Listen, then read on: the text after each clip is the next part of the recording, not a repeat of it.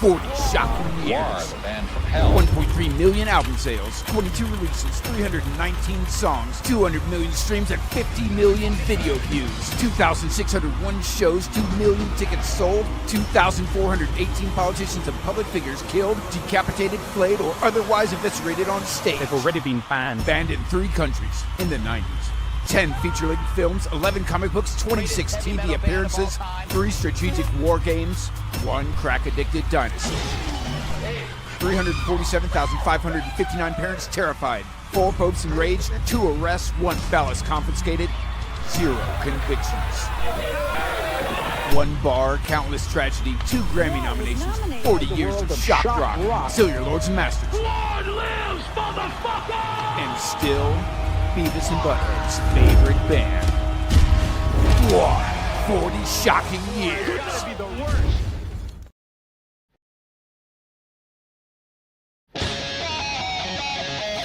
Note on gallery etiquette. Do not lick the artwork or displays. Or do. Don't touch that! It's all gold! You want relics? We've got guitars, we've got art prints, we've got body parts, all soaked in filth. That makes it limited edition. That's hella cool. We're in California, we got that hella now. Do not touch the art unless it bleeds. Hit that one, don't Don't tell him, don't tell him. Little known fact is that I drew every single one of these pictures over here. Yeah, this is all my handiwork, you know. It took me about 30 seconds to do each one. I'm just that good, so, you know, I used to work... That's crap about me again? What? No.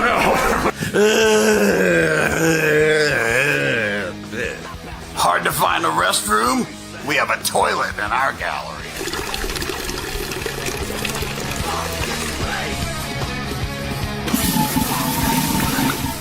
A toilet? In a gallery? We're gonna turn LA into a cosmic toilet. Let there be GWAR at the Beat the Streets Art Gallery show. Yes!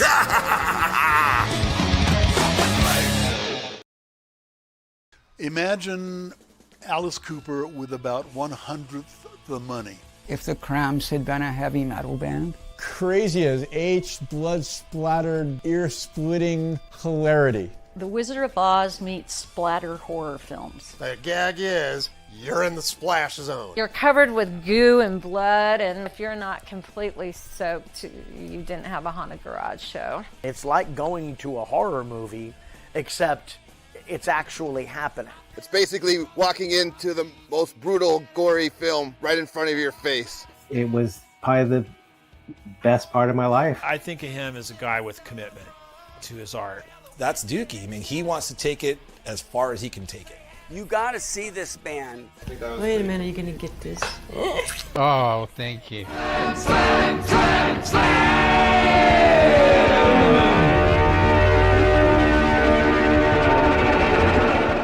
Quarantine Dream, the newest album from Kevin Vonesper. Get it now on CD with one-of-a-kind hand-drawn covers and a bonus adventure. Featuring I Got Up Today. To see if I'm still Totally Fine. Pets in Quarantine. White Picket Fences. GWAR. Kevin the Pumpkin Dinosaur. Hear me roar. Going nowhere fast. Going nowhere fast. Midnight 2021. As I wrote this song. GWAR and Chill. The GWARPod theme song. Welcome to GWARPod. And Christmas 2020. Featuring Amani Coppola, Jane Jensen, Evil Kitty Keith, Slim Jelly, Teledeck, Valerie Abbey, Abby Nex, and Cousin P as the narrator. Available now at vonesper.bandcamp.com. Get it on Bandcamp Friday. Hello! Why am I in the corner again? Don't put Balzac in the corner. Hello, it's me, Balzac, the Jaws of Death. Or is it me, Odorous Urungus? Welcome to the GWARPod. Ah ha ha! Aren't these the coolest Halloween masks from Beyond the Streets? Beyond the Streets, hosting the GWAR Gallery, put out the new book. Holy crap, they made Halloween masks. Happy Halloween season. What are you guys all going to be for Halloween? Put it in the chat. Put it in the chat. Put it in the comments if you're watching this later. Like, share, subscribe, comment below. I'm really excited about this one, you guys. We have Tim Harris. I was just telling him I've been watching or listening to him play for definitely over 30 years. I would like to tell a quick personal story about that. It's not going to be too interesting to you guys, but I think it's important for me to share. But first, I think I forgot to do this on the last couple episodes. I'm going to open my Faith No GWAR. What do they call this? I don't know, fun pack or whatever, Chinese restaurant thing, and crack open one of these fortune cookies, which I'm sure is stale as F right now. Can't curse in the first 10 minutes, man. The algorithm will get you. Oh, yeah. Oh, that's terrible. Look for the dream that keeps coming back. Your future. Of course, these are Faith No More lyrics. But, all right, we did that. Oh, man, that's terrible. I'm sorry. Okay. When did this come out? 1997. So I was 13 years old. I'm dating myself. I was 13 years old in 1997. And for context, I must have gotten into GWAR in 1994 when I was 10. Ragnarok was the first GWAR album I purchased the day it came out at a record store, Tower Records. Shout out the old RIP Tower Records. That was the place to be. And we were going on a family vacation. And I think me and my brother went to Tower Records the day before for some music, for our CD players, for the plane or whatever. Because that's, you know, before MP3s, before smartphones, you just had your cassette players and your CD players with your headphones. And I found this album. I had no idea it had come out. I had the other ones, was a fan. And I found this on the shelves, the Kepone, the third record from Kepone. I think it's just self-titled, right? Yeah. And I was like, I didn't know there was not, so, you know, information didn't travel as fast back then. And for an indie band, who knew this was coming out? You just have to find it in the record store. And I did. And it must have been brand new. And I bought it. And I don't remember like anything about that vacation. But to this day, this is like one of my favorite records of all time, probably. And that's what I remember most about that vacation, was finding the Kepone record a day or two before going and listening to that probably the whole time. And part of that magic, and part of the magic throughout GWAR, just a little bit throughout the years, is Tim Harris. And we're going to ask him all about it. We're going to find out about that weird costume he had in the 80s.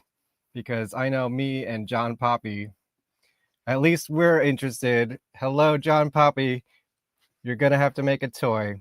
So let's buckle up. Let's get into the GWARPod.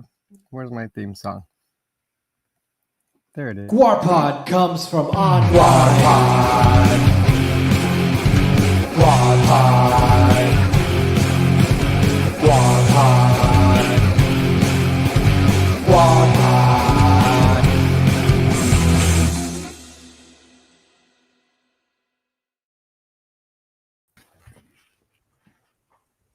Hello, Tim Harris. Hello. It's me, Paul Sack, the Jaws of Death. It's not you. That's That's me. There I am. That was you. How's it going, man? It's great. Thank you for being here. How are you? I'm good. Glad to be here. Awesome. We're gonna. Are you ready to get into some GWAR history? Let's see what he remembers. Let me get my scroll. It was a long time ago. Yeah, that's what they all say, and then they talk for a few hours. So, well, I guess okay.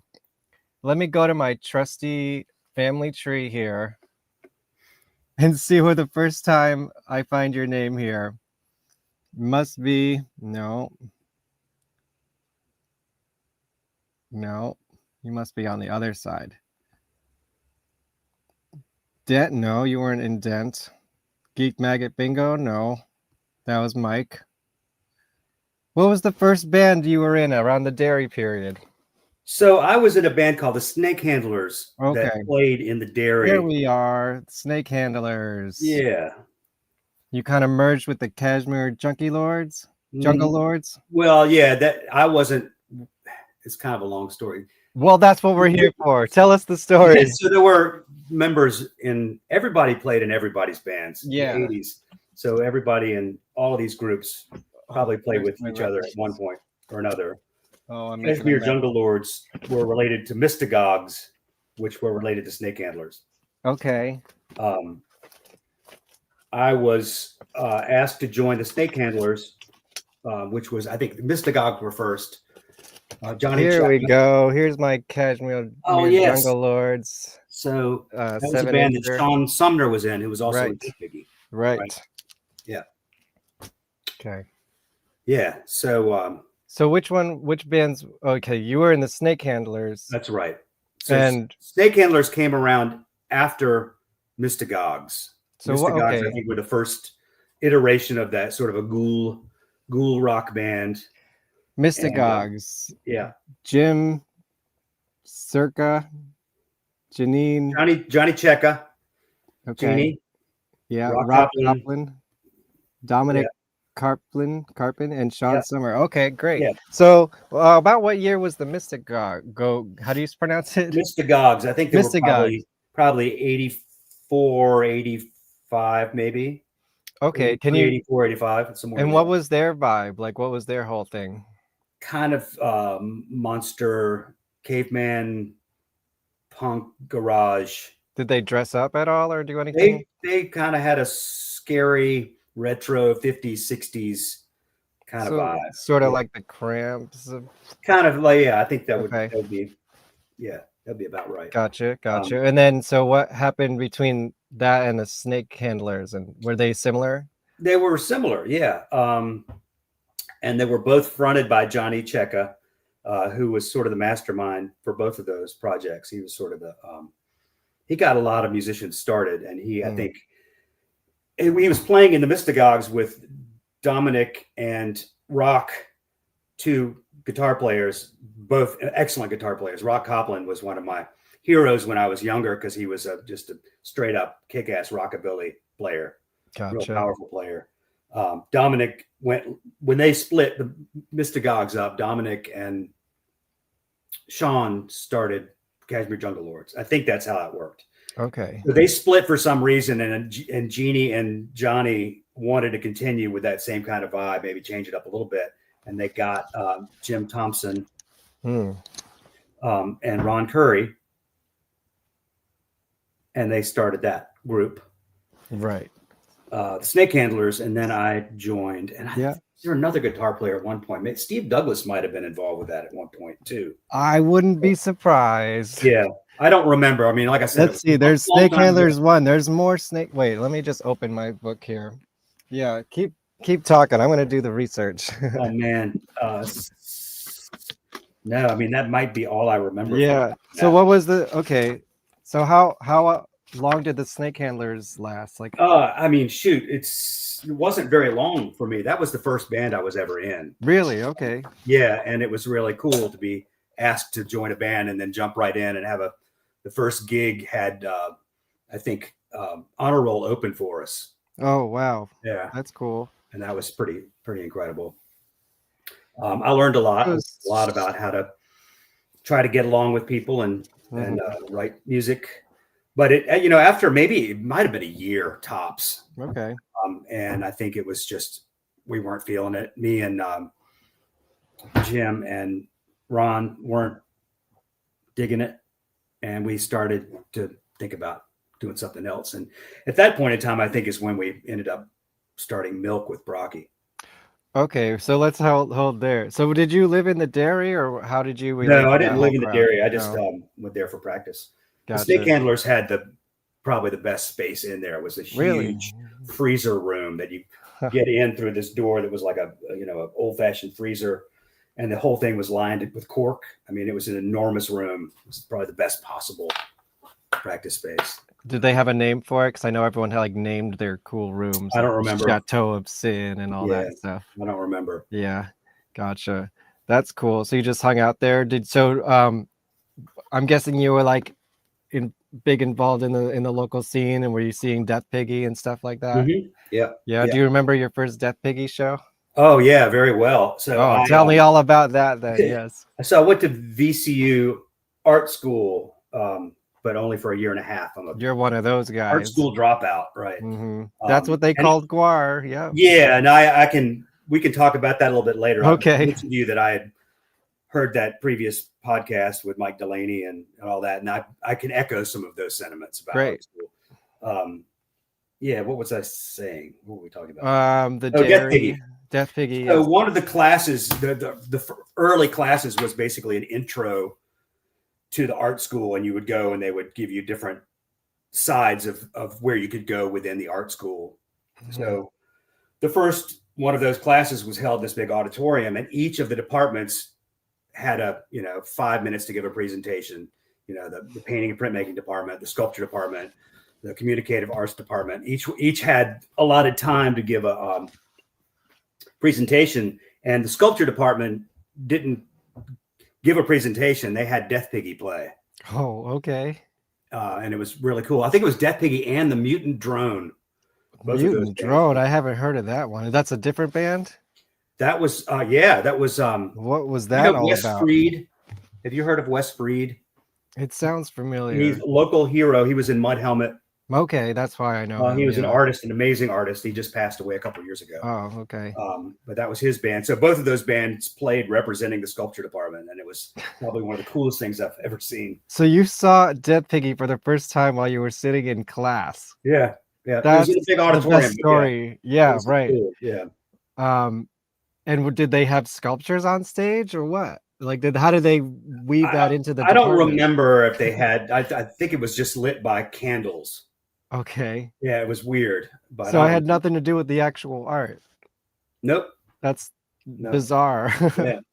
Okay. That was the sculpture department at the time. I mean, they were just, crazy. Right. And was Brocky in the sculpture department? I don't know. I thought he was a painter. Yeah, that's what I figured. Yeah, but of course, we know that he was a sculptor as well, right? Right. I really don't know what he graduated with. So, had you met him before that? How did you? No, I didn't. But I think I just met him eventually once I started playing music, maybe a year or so later. Right. Okay. But I saw Death Piggy a bunch of times though after that. Yeah. Okay. So tell me, what else do you remember from any memorable moments from Death Piggy shows before we?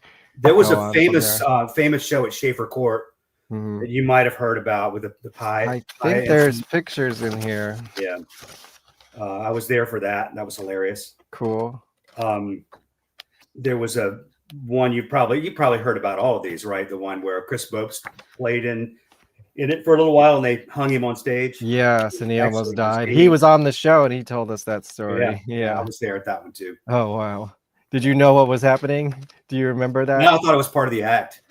And then was this the Death Piggy show where like the cops came and stuff? Yep. Okay. Yep. Nice. There you go. Okay, so then I actually found a another one. Let me mention this one. This was cool. Oh, yes, please do. I saw the first time I ever went to the 930 Club in DC, the old 930 Club, the original one. I drove up there with a couple of friends, including Wes Freed, who we just talked about, and saw Death Piggy open for the Meat Puppets. And like two shows. They did 2 shows and we stayed for both shows. Nice. Awesome. That's awesome. Yeah. Okay, so when did Milk start around? That was before GWAR, right? No. Or was it like during GWAR?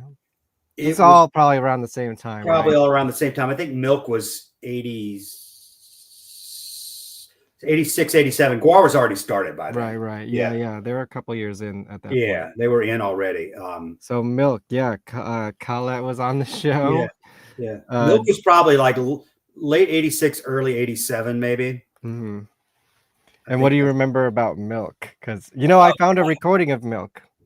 You have a recording of Milk? Yes, I don't think I have a permission to share it publicly, but I'll give it to you. Share it with me. I would love to get that because me and Matt Linkus have been trying to find stuff. Yeah, it's not a video, it's just audio, but I think it's soundboard. It's a mess, you know. It's cool. Yeah, we actually we recorded in the studio. None of us Really? Yeah, we did. Oh, that I don't know. Oh, this was at Rockets 1986. Cool. Okay.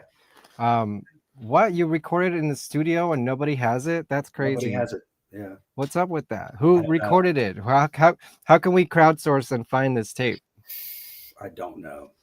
Yeah. I don't remember much about it either, other than thinking it was hilarious. Right.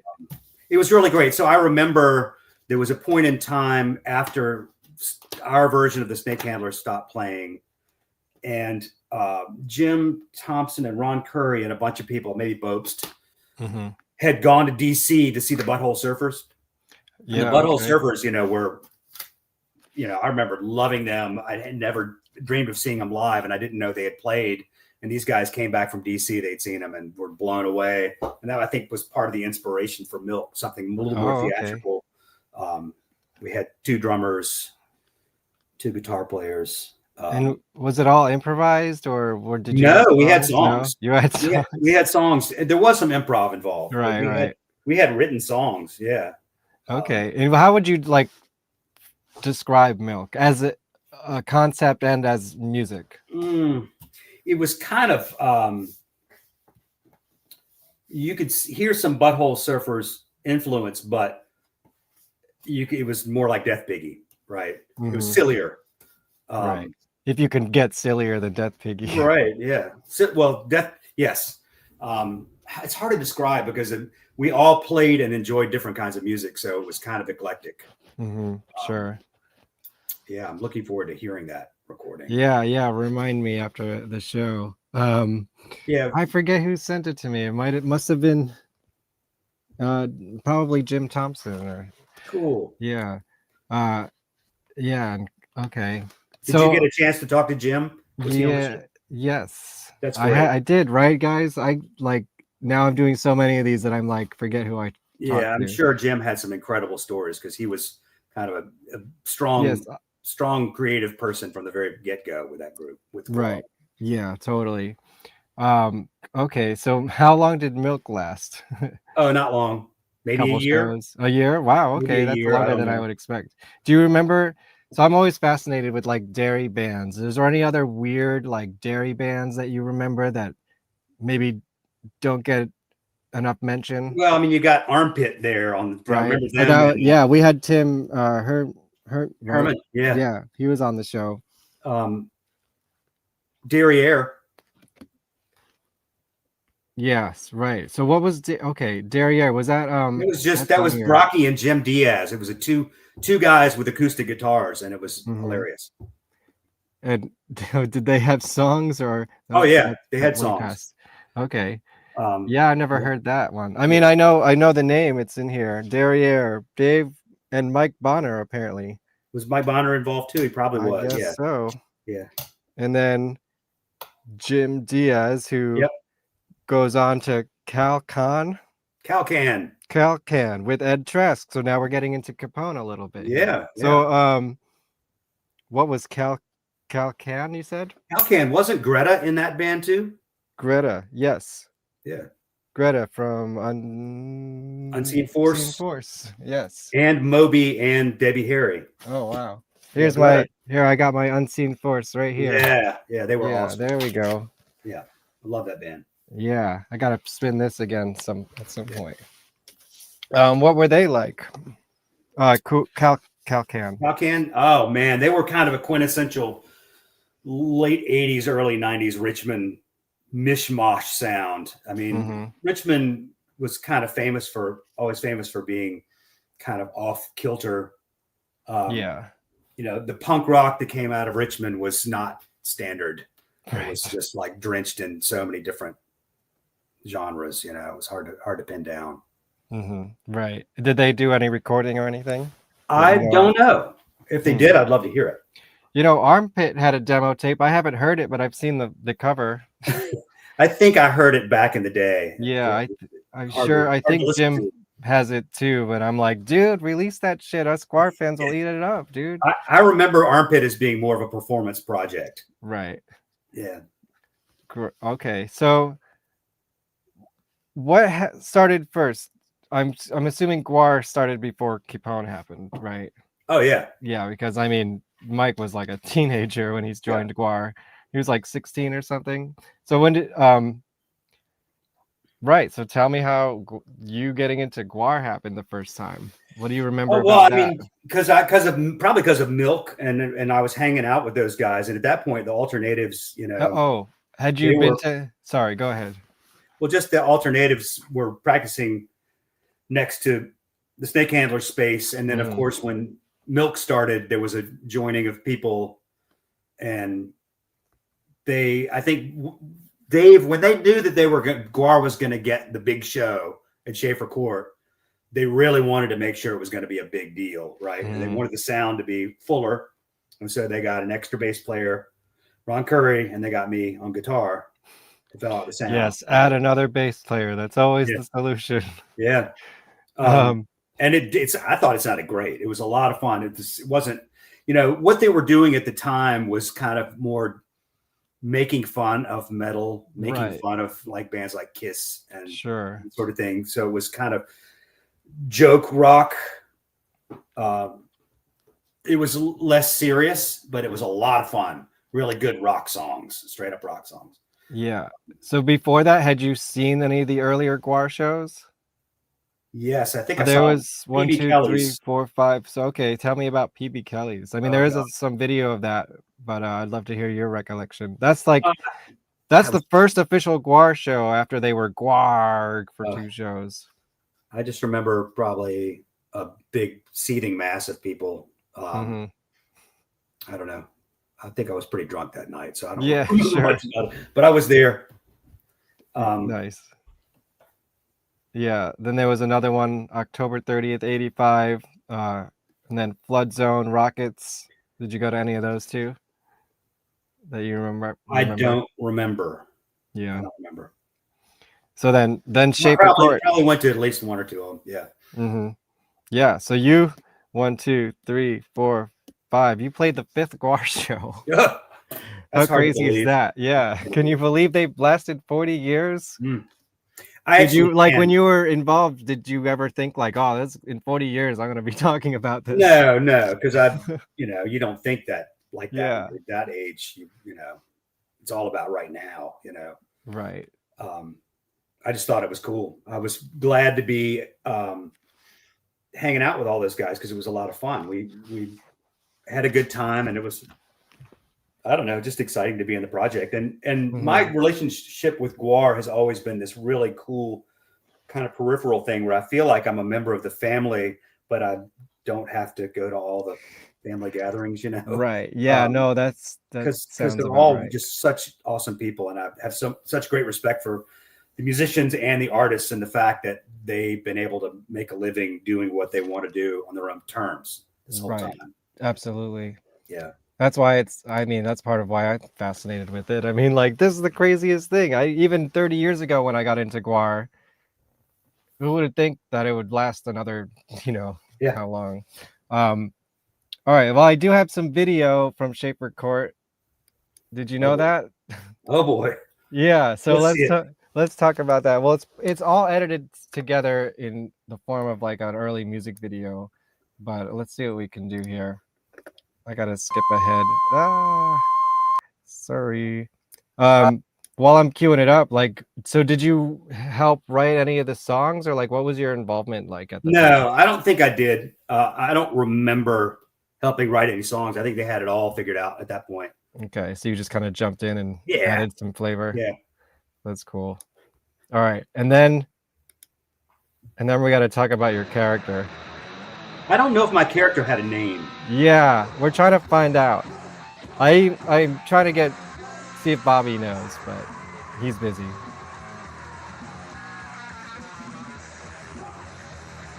Is that audio from that? No. Okay. Oh yes, the airplane engine. Yep. It was brilliant. Yeah. And this was the one with the Chernobyl cockroach too, right? Yeah. Yeah. Man, I wish they could find the full show. They only have these little pieces of it. Some of this, I don't think. There you are. There I am. Yeah. Okay, that's so hilarious, dude. So this is like, how would you describe this costume that you're wearing? It's hard to. I remember that. I'm thinking the helmet was kind of like, I called it the Grand Poobah hat because it was kind of like from the Flintstones. You know, it was like a big thing with horns coming out. Oh, is that so? What it looks kind of like a giant hair, almost like proto sleeves. I think it was supposed to be like a know, Okay. like a hat, like a leather hat. Gotcha. But it kept flopping over. Yeah, I bet. And I had forgotten, but I think I did have a tail. Yeah, there's a giant tail. Hold on, I'm gonna Yeah. try to get a freeze frame of it. I know there's some more of you, but not much. You're mostly in the background of all the pictures and stuff. I tried to stay out of the way of all the stuff. Yeah. Okay. So look, there's like a side view. Yeah, that's you fine. got this giant hat thing with some horns and like kind of like the flattest tail, but like bigger. Yep. It was awkward. Yeah. Yeah. I and totally I think forgot about this character. I remembered that part of the reason why I kind of stood in the back is it was hard to move around and play at the same time. It was real. Right. So if you had continued, maybe you'd work out some of those issues. Yeah. Do you remember anything about like, did you come up with any of the ideas for your character or No, I think my how character, involved were you at all in this process? I wasn't. I did remember at one point in time though, talking with Brocky about, you know, I thought it would be really funny if, because let me back up. I was never a comic book guy, right? It's something that I never appealed to me, although I've always loved the art form and the drawing and all that stuff, but I never really, you know, I wasn't following their story at all. So even at that point in time when I was playing in the band, it didn't really, I wasn't paying attention to the storyline, but Well, I thought it there's was a lot of questions. Yeah, I thought it'd be a funny visual if I was suggesting to Dave to have like dueling Rasputins or something, you know, like mix it up, but none of that fit any of the storyline. I think they just had this costume and they put me in it and they didn't try to explain I wasn't part of the storyline or anything. I think I was just a monster playing on stage. Man, we gotta find out if this character had a name because I'm fascinated. I mean, it's so silly and it looks so uncomfortable. It was extremely uncomfortable, but you know, yeah, it was fun. Yeah, let's keep going. Have you talked to Hunter? Oh yeah, of course. He may know about that. Yeah, maybe I'll try to ask him. Well, I'll see if Bobby comes through first. Yeah.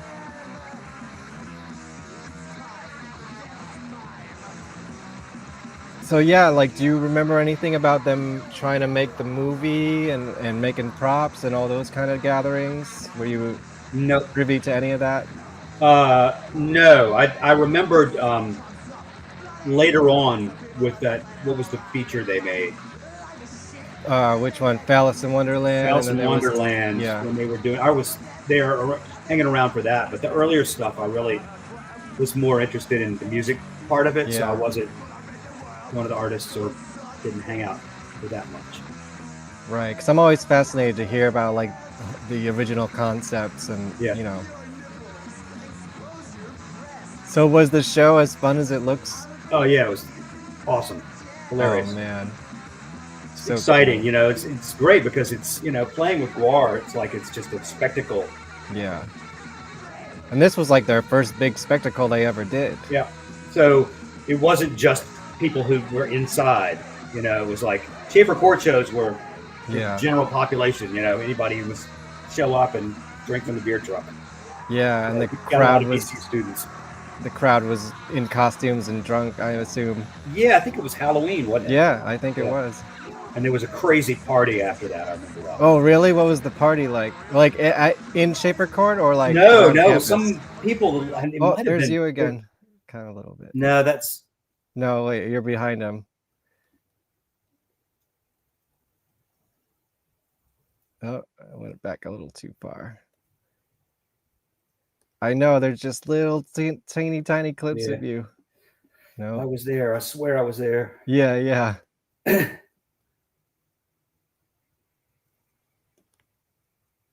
It was so ambitious, you know. These guys were Oh, real driven and real just they made it happen. This is so cool. Yeah, I mean, this show in particular is like one of my most fascinating things about GWAR. Oh, that's a great shot. Wow, look at that. Do you know who shot this? I think either Ted Sanderson or Mike. No, why do I call everyone Mike? Michael Moore, maybe? I'm not totally sure. But there is a little bit of you right there. Yeah. Look at those horns. Those are obnoxious. It was awkward. Yeah, so like how did that fit on your head without falling off? Was there I like don't remember. I don't know if it was like a helmet or something? A helmet or something, maybe. Yeah, they did whatever they could. You know, they'd get like a plastic football helmet and glue something on it. Yes, and look, that's the early ball sack. I think that's Chris Popes in there. Yep, it is. Yeah. All right, this is great, bro. You must have seen this before, right? No, I don't think I have. You never seen this? This actually came out on a compilation in like 1987. No. When they were on shimmy discs. So were you involved in any kind of recordings or anything like that? Oh yeah, not until later. Oh no, I mean in this era. No. Yeah. No. Okay. No, they had it covered. I mean, there were always really good musicians working with them. Yeah. Because there was a demo from around this era. There's the giant can, yeah. That's incredible.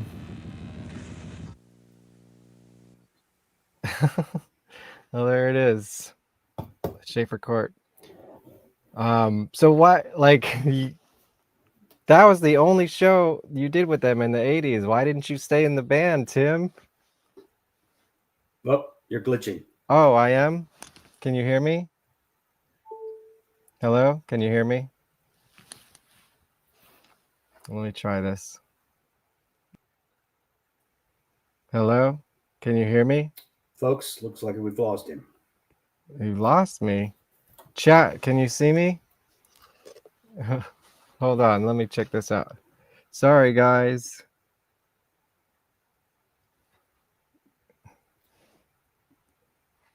Check, check. Can you hear me? Anyone? Okay, I'm seeing a question here. Hello, can you see me, hear me? Halloween Anything? 98 show in St. Louis, opening for ICP. I think I was at that show.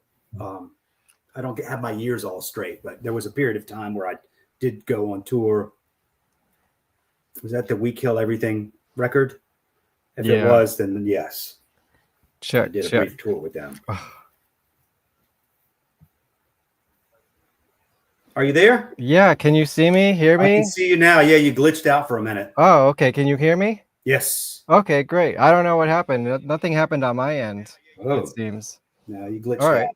Well, good thing I got that question in there. I was just talking with Alan there, who just had a question about the show. Yes. Apparently, the stream is good. So.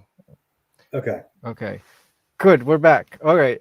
So I was saying that was the only show you did with them in the 80s. Why didn't you stay in the band? Because they didn't need me. They really wanted to kind of fill it out for that one show, but they had it under control. You know, they knew what they were doing, and I had other projects going on. Yeah. So what else were you doing at the time? Were there other non-related, GWAR member related bands? No, I mean, there was Milk for a little while, and then I played in a band called Guana that morphed into Hoi Polloi, which was a band that I think is the band that Mike Bishop saw me play in that made him want to start a band with me. Okay. And then before that, I was in Burma Jam for years. Yes, I do want to talk about Burma Jam. When did that start? That band started, I joined it. So they initially got together in probably like 84. But I joined in 85. Check it out. Yeah. I got a Burma Jam and you're in this picture somewhere. Yeah, I am. Yeah. So what is this, like kind of like a reggae band? Yeah, and so that's interesting because that's a split with the Alternatives. Oh, right. So you see the Alternatives on the back. So there's Burma Jam. Yeah, and that's a picture of Scott Wolf. Oh, really? Yeah.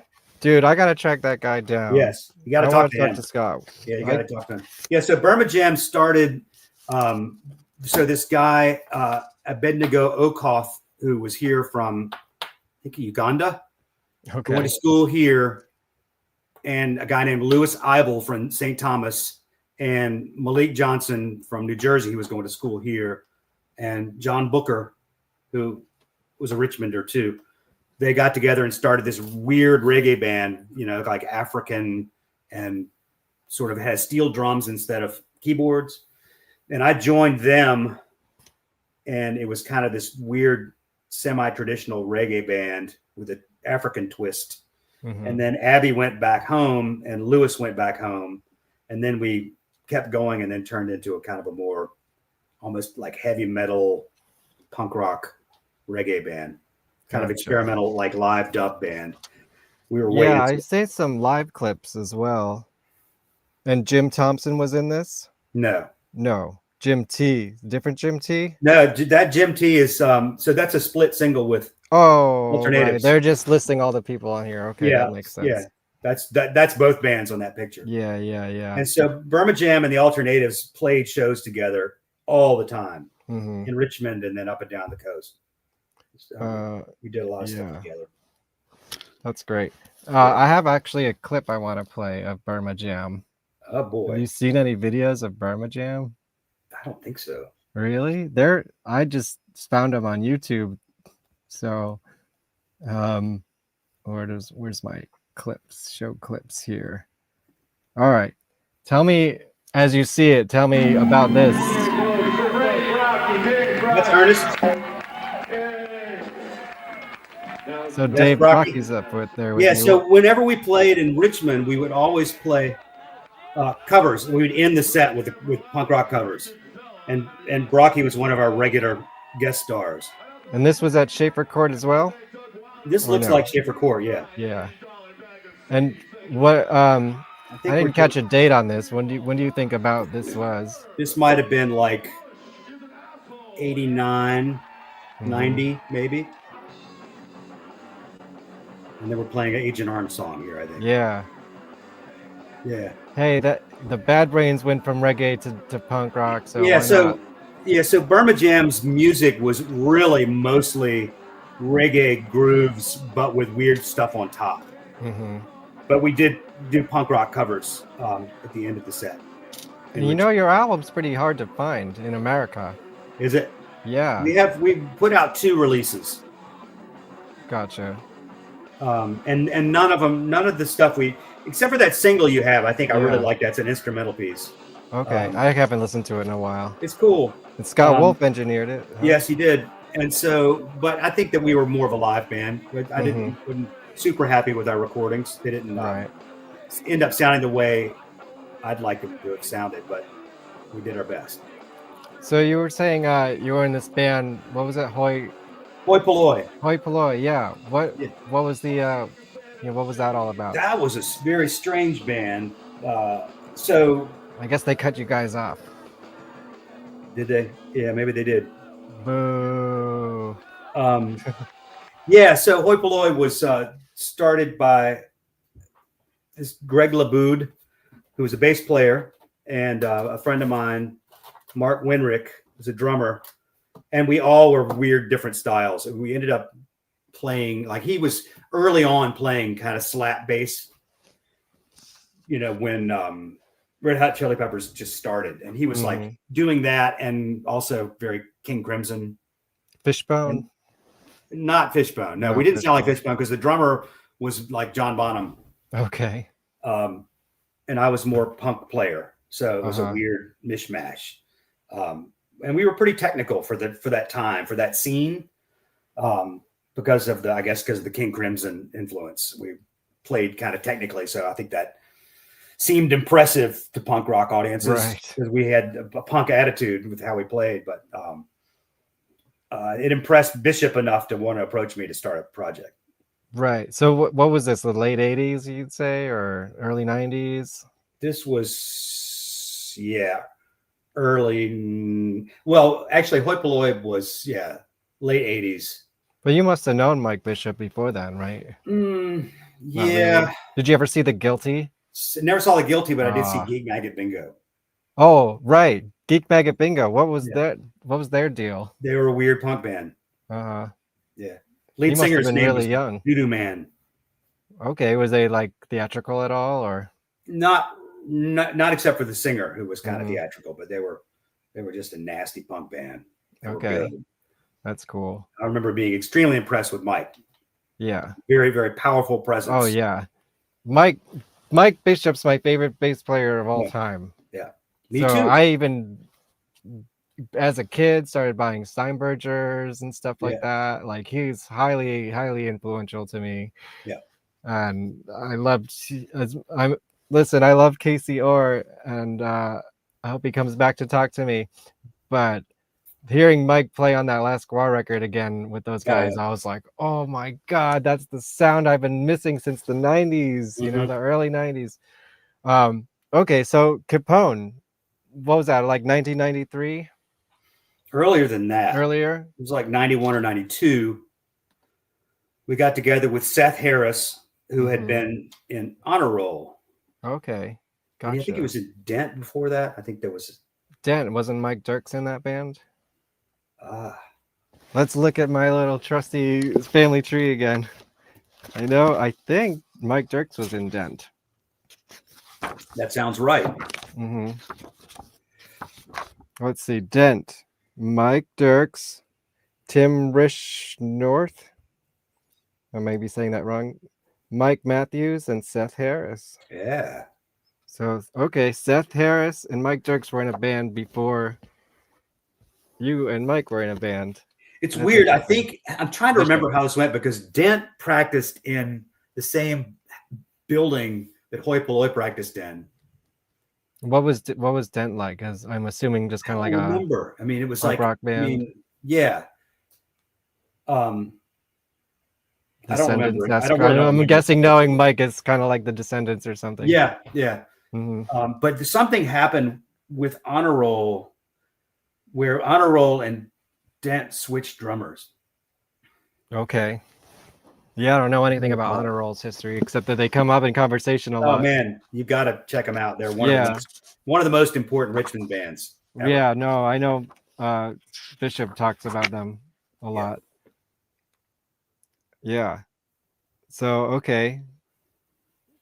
So Honor Roll, how do you feel like being in the lineage with Honor Roll in the Richmond scene? Yeah, very proud. I mean, did you used to go see them a lot? Yep.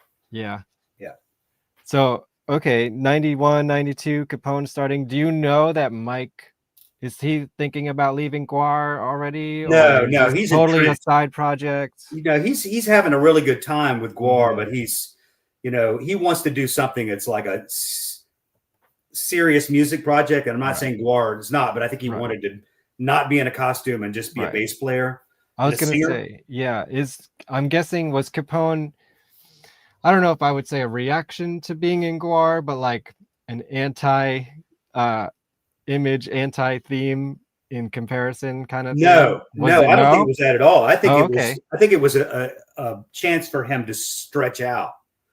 You'll hear, once Kepone started playing, I think that allowed him to stretch, right? Because GWAR musically, I think early on was kind of confined. They hadn't quite opened up. And they only had 2 albums. And they were really kind of like working on music to back the show, right? Right. And I think Mike was looking for a little something more, and this allowed him to step out of that character and really just, Kepone started to do, we wanted to do, I think we had set out to be a melodic industrial punk band. Oh, wow. Or something. We had like some kind of words to kind of describe, to stick with.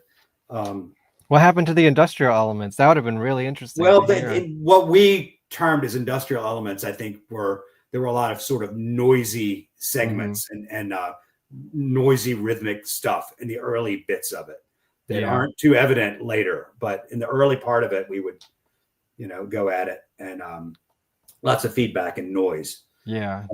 Little, but I don't know if this is the right word, dissonance. Yeah. Oh yeah. A lot of that. And so I think, in my opinion, I think that helped Mike sort of stretch out and try things he wouldn't have tried, which in turn helped with a lot of the GWAR songwriting, and the subsequent albums, man, they really, opened up. This Toilet Earth, some of the songs on some of those records are really interesting and had broadened out. Yeah. Well, let me back up a little bit and start going through my slideshow, and then we'll catch up to that moment right there. Because I got questions. Okay, so there's you, I guess, without the headgear on? Yeah, I guess. Yeah. And then there's a picture of you with the headgear on. I found a couple pictures of you, and there you're in the background a little bit there. Yeah. Look at those pants. Yeah, what's up with the striped pants? They're like the fur stripes. I wish I had them. Oh, wow. Were cool.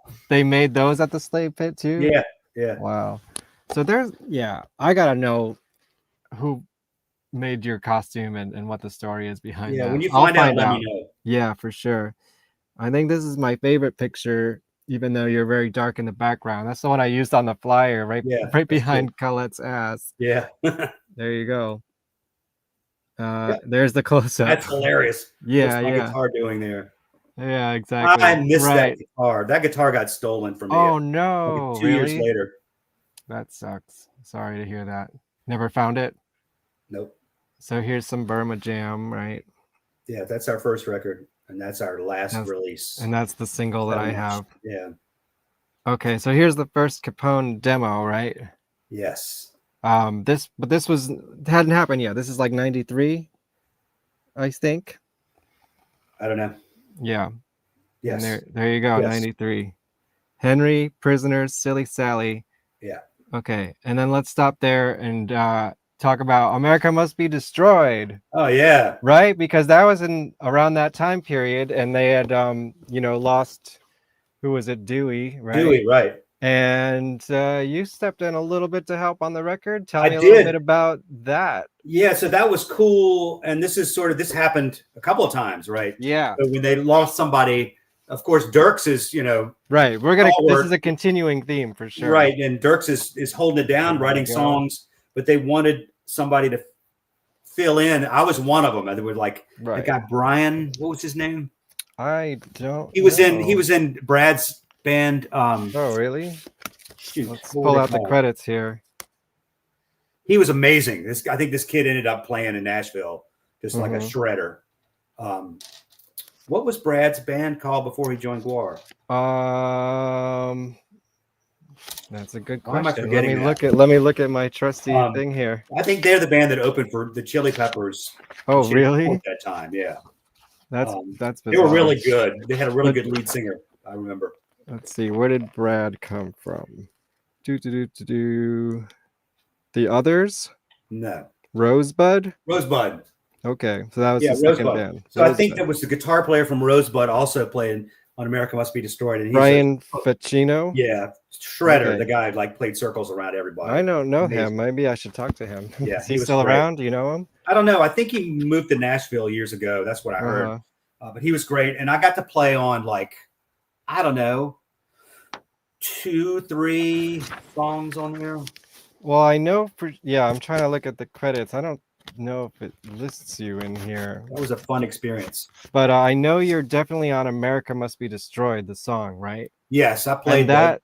That's that makes so much sense because that's like one of my favorite GWAR songs of all time. They're still playing it on this tour. Incredible. That's great. Yeah, yeah. I got to see them. Tour. I got to see them play it recently, and that whoever who's Tommy. the guitar player now? I forget. Tommy Meehan. Tommy's incredible. And he played it the way I played it. He played it note for note, and it was really. I felt honored. Yeah. That's incredible. Yeah. Yeah, because when I realized again, like this week that was you, I was like, oh yeah, that does kind of sound Kepone-ish if you think about that song, and it almost sounds like, one of my other all-time favorite songs, Dead Pop Ideal, which we'll talk about soon. And I'm like, oh, there's a similar vibe going on in that song, right? Yep. So did they just pull you into the studio when it was like half finished, or like what was the process? Did you practice with them at all? Or I don't recall. I do know that I added my parts in. I didn't help write. Mm-hmm. So those songs were written, and I think they just wanted an extra guitar part. Right. Yeah, I know you're on at least that one. I don't know if you're on any other songs on I'm here. on, Probably, I think, right? 2 others. Oh, and, maybe I should have pulled out the CD version. Cracking the Egg, maybe? Does that sound about right? Say that again? Cracking the Egg? No. No. Okay, let me pull out my CD version and see if there's any credits in here. If anyone in the chat knows this already, by all means, throw it in there. I'll get to the chat in a little bit. No, it's the same thing. Man, they really did you dirty on this record. I don't think your name's in here at all, except maybe in the special thanks. That's crazy. Just the, GWAR is and then the character names. They're still trying to be in character like it's real, huh? I guess. Well, we'll figure it out. But anyways, so this happens. I'm guessing you were pretty happy with that, right? Oh man, it was incredible. It was a who lot of produced fun this? to be. Grant Rutledge, Glenn Robinson. Glenn Robinson, right? Right. What was he from? Was he famous for doing He's anything? a Canadian guy, and he had done some. I forget. He had done some biggish things. He had a name. He had some cred, and they got him. Let's see. Track listing. Hold on.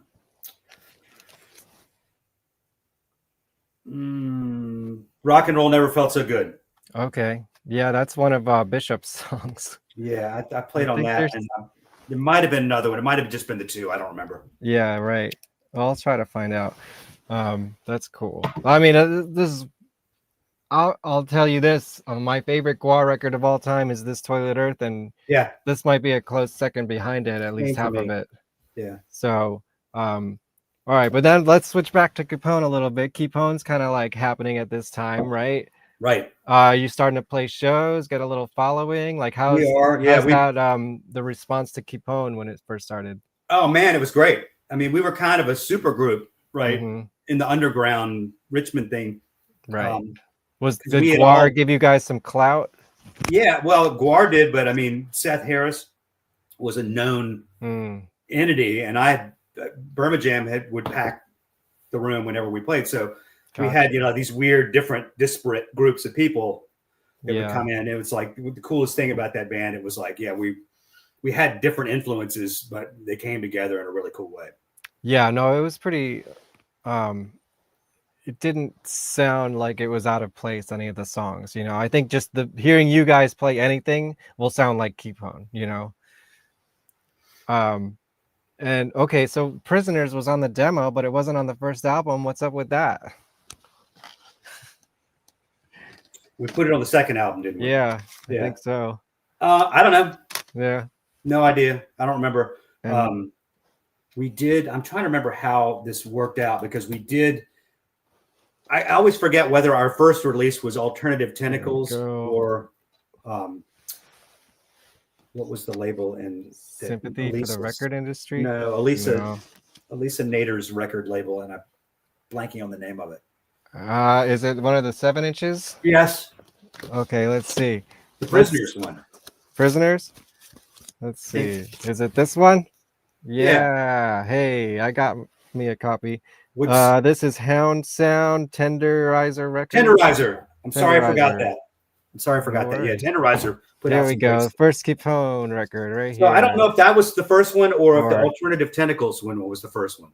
Oh. Because Biafra put that thing out for us, and for some reason. 295. What does 295 mean? 295 is basically I think it was the highway. So do you remember hearing the story of the shooting, the GWAR mishap? Pete Lee's shooting? Yep. Yeah, he was on the show, talked about it. That's great. Well, 295 is the highway that they were driving on. That had happened already? I mean, I think that's the yes. Okay, they're both 93, so I guess that makes sense. Yeah, so that song is related to that incident. Okay, I didn't know that. That's a great insight related to GWAR and everything. Yeah. I forgot that this was on Alternative Tentacles. Hey, look at there, the bat logo. Yeah, Very so cool. Jello Biafra was in town with working with GWAR on that. Yeah, because on Skullhead Phallus. Face. Is it Phallus? He was in Skullhead Face. Skullhead Face. And, you know, he was really interested in Kepone, and we took him, me and Seth and Mike took him to the river and floated around in the James. And he was talked us into, you know, doing a release with him. He was a big fan and a really good guy. Here, look at this. Oh, yay. We love pet cameos. That's Mishu. Hello. Yeah, I know he was an early supporter of Death Piggy as well, and so you never didn't put out the album on Alternative Tentacles though. What Quarter Stick is that? Quarter right? Stick, yeah. Yeah, what's the deal with that label? So Quarter Stick is I don't know them really. Touch and Go. Oh, So okay, I know Touch. Well, I know the yeah. Meatmen, and I know Tesco V. I've met him a couple times. Touch and Go. It's part of their. It's the bands that they like that didn't seem to fit in with the rest of the Touch and Go. Okay. Bands that they put on Quarter Stick. So, were you touring around this time, Kepone, or were you just kind of more of a local thing? No, we were touring. So, like on the off when GWAR wasn't around, you guys would go out, or what? How did that work? Yep. Yeah, that must have pissed GWAR off. No, I don't know. I never heard about it. Okay, that's good. So, I mean, it wasn't. It was only like within the year that Bishop was leaving. So, did Kepone have a lot to do with that? You think? You have to ask Mike. I would assume so. Yeah. But I don't know what was happening internally with GWAR at that point. Right. Because then when did Skin come out? Like a year later? 95 maybe? Yeah, something like that. Yeah, 95. Okay. So that was after. So this Toilet Earth first. Now we're at This Toilet Earth. Yeah. And they brought you back again to do some work on that record? Yep. Just one song, or were you on a couple songs? Okay, I think I looked it up this time. Hold on. Okay. So I know you're on Jack the World. Oh, let's see. Jack the World track listing. And maybe I can pull out my copy of the record here and find out. That might be it. Yeah, I think that might be it. Because I mean, it might have been just Lee was still in the band. Yeah. I don't know why they asked me to play on that. Right. That even seems kind of odd because they had a guitar player. Yeah. Was he just not around for that song or something? I have to say, I think, Mike, yeah. Yeah, I love that My record. favorite album of all time, dude. Brocky was always a really, really cool guy with me. Like, okay. I think he and I shared a lot of the same musical interests. And he always supported me, What musical interests did you share? Thin Lizzy. What'd you say? Okay. Thin Lizzy, Bruce Springsteen. Stuff like Little Timmy Harris is how you're credited. Yeah. Is there a story behind that? Nah. No. Just fucking with you. Yeah, I think so. Yeah. Yeah, where were we? You were saying Dave was always cool to you. Yeah. I mean, and you liked Thin Lizzy. Yeah. Here, let me play this in the background while we're talking. I got a video, but you're not in it, visually at least. It's funny because they actually made a video for this song, but then they put Pete Lee in it, playing your part, I guess. Have you ever seen this? I don't think I have. It's like clips from the movie and then playing. Yeah. But he wasn't in a lot of the movie. So I had to ask you this. Were you one of the Flattises in Skullhead Face? No. No. But you were in Skullhead Face. I think I was in there somewhere and I forget. I read in the credits that you were one of the historical people. Yeah. So I'm guessing you were dancing around. Yeah, if I saw it, I'd probably see myself in there somewhere. Well, I can show it to you if you want, but we don't need to do it right now. Yeah. So that song, I always loved that song, Jack the World, because it to me sounded like Jackson 5 song.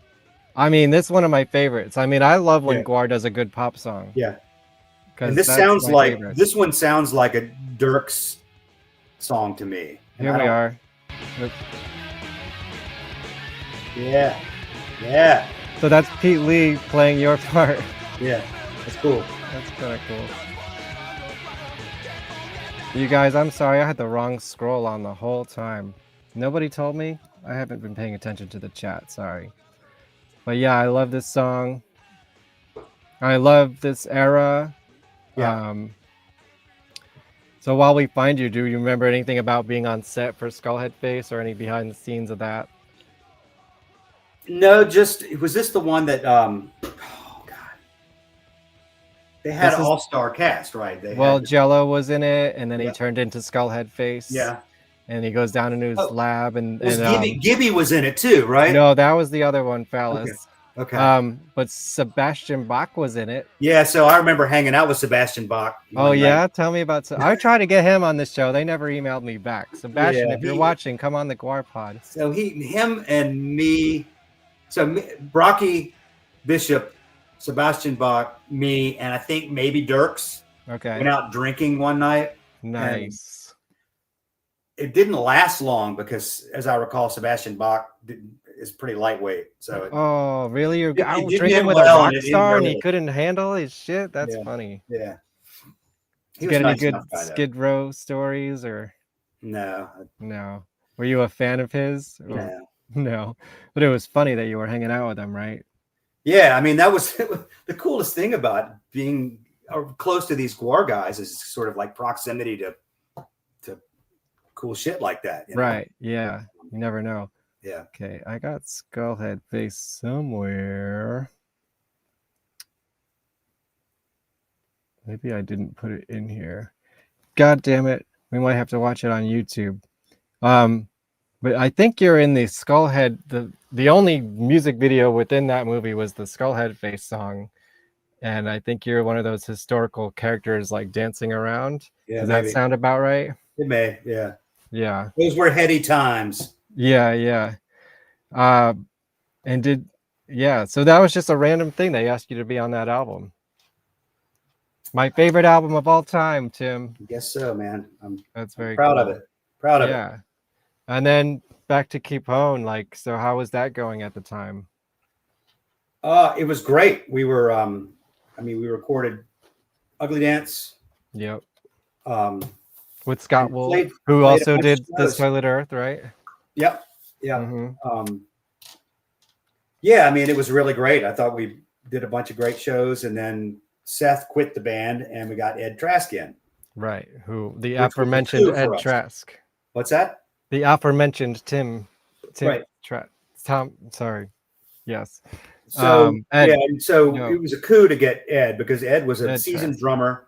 Right. He had just finished playing with the Holy Rollers, the Discord band. Okay. And he had played in a bunch of bands before that. Very different drummer than Seth. And did you guys just know him from the Richmond scene? Yeah. Yeah. Uh-huh. And we actually tried a bunch of people out. And he just had the right energy, and he could play all the parts that Seth had played. Even though that wasn't his style, Right. he just killed it, and was still to this day one of the most exciting live drummers I played with. Really.